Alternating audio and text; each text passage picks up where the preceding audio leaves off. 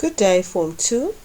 Today we will discuss recording transactions on source documents. Firstly, we need to establish what is accounting. Accounting is the recording of all financial transactions. What exactly are transactions? Now you know that we've already discussed that transactions are the exchange of goods or services for money. So the business needs to record this exchange onto a source document. Okay, so there has to be a paper trail of all the money going in and all the money going out of the business. The business calls this paper trail source documents.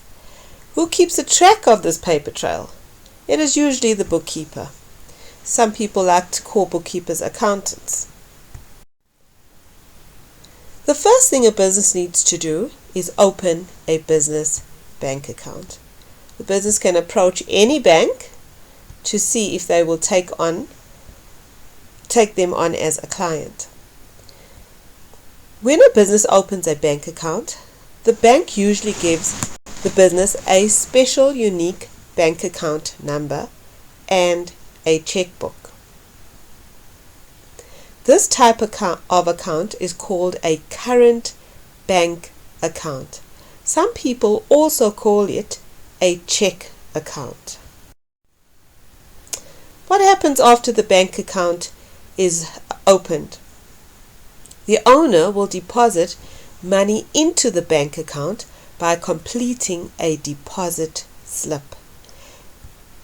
Then the owner will make payments from the business bank account by cheque or by electronic fund transfer. We usually call these EFTs, also known as online banking or internet banking. When the owner deposits money into the business, it always completes a deposit slip, irrespective if it's the owner's capital or any other money that the business receives. So what is a deposit slip? The deposit slip is a document from the bank. You see there is the name of the bank. This person banks with FNB. So she will go to FNB and complete a deposit slip for the money that she wants to deposit. Okay? So this is the bank of the account holder. The account holder is Dedre Swart. She is depositing money into FNB. On the 30th of April 2012 is when she did this. That is her unique bank account number. So whenever she transacts with the bank, she will use that bank account number. She's going to deposit a total of 300 Rand in cash. She also received a check. So she received a check from someone who banks with Standard Bank, and they gave her a check for 1,000 Rand. So in total, she will deposit 1,300 Rand into FNB. And as usual, she has to have her signature on the deposit slip. The bank will then take this money and put it into her account. She will then be richer by 1,300 Rand. At the end of every month, or towards the end of every month, the bank will issue a bank statement. The bank statement tells us all the transactions that occurred during one particular month. It has all the money that we put in and all the money that we have taken out. The bank will also charge us for having a bank account and for depositing money and withdrawing money. Okay, so who are we banking with? We bank with ABSA this time.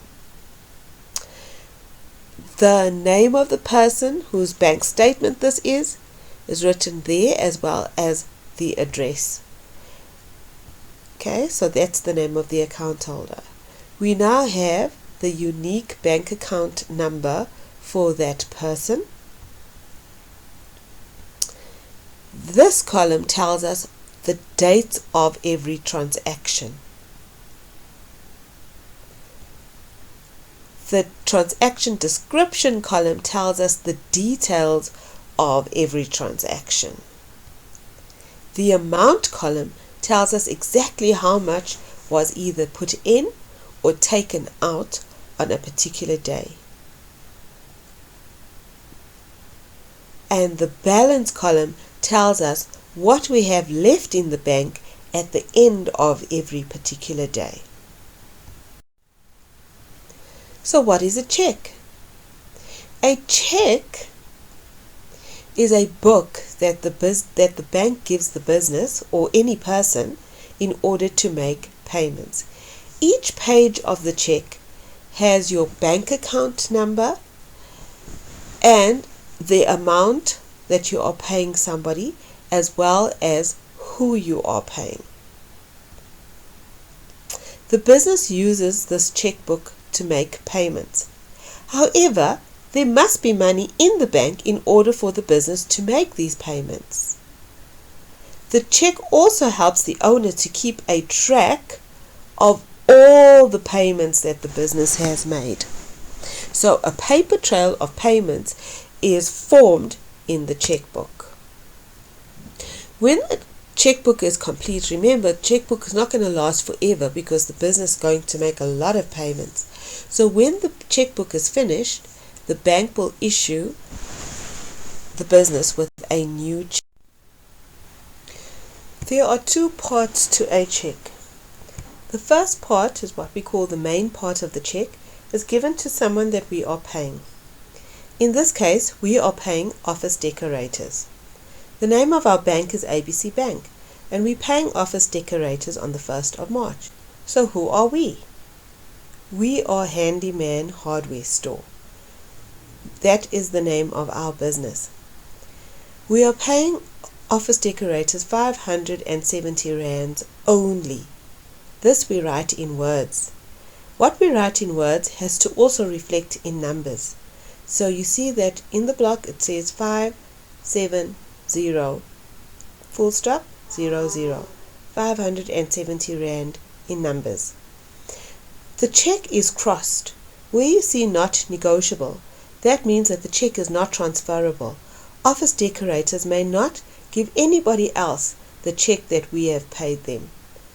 They have to go to ABC Bank to collect the money. The second part of the check is called a check counterfoil. What we've written on the main part of the check, we also write on the check counterfoil. The date of the transaction, to whom we are paying, what we are paying for, and how much we are paying. Both the counterfoil and the main part of the check have the same numbers. ABC Bank's main part of the check is check number 105, and our check counterfoil is counterfoil 105.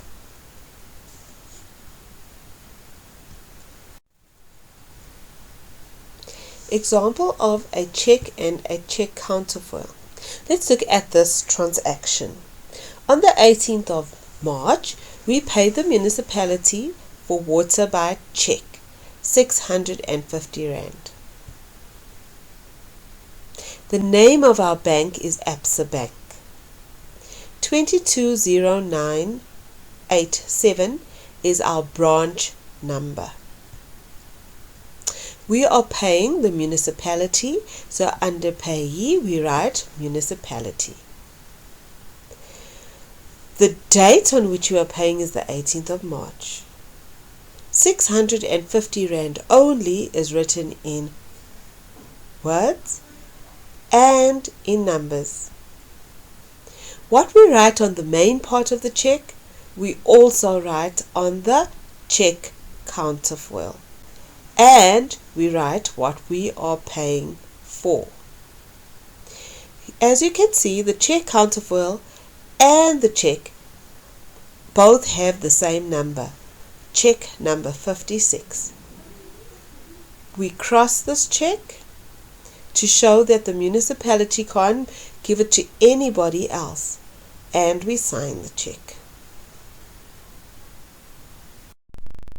Let's look at a receipt.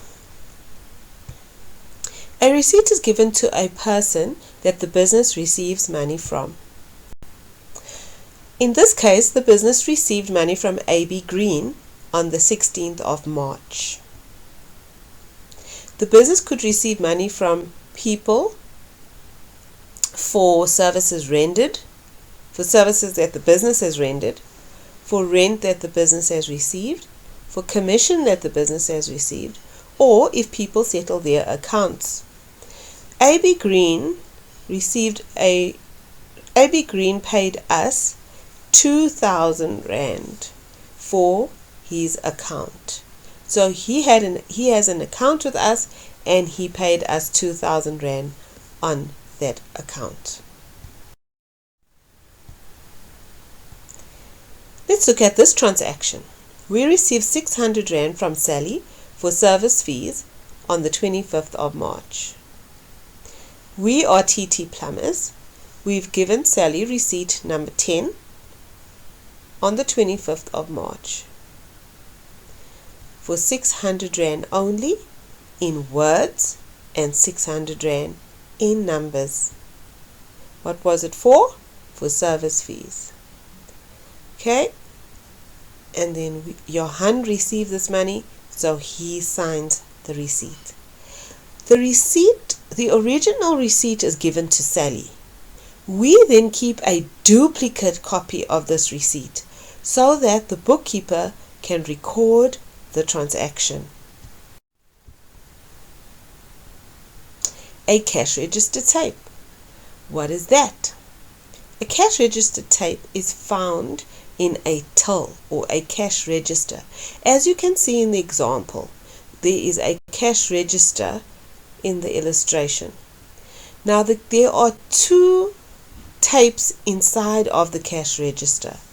One for the customer's proof of payment, and the other to record whatever sales that we have made for that day. So it's an accumulation of all our customers' sales. We keep that tape inside of the till, and we call this the cash register tape. At the end of the day, the cash register tape is taken out of the till, and the bookkeeper then uses it to tally the money inside the till, in other words, to count the money that is inside the till and see that it matches what the cash register tape says. Also shows us what our sales were for the day.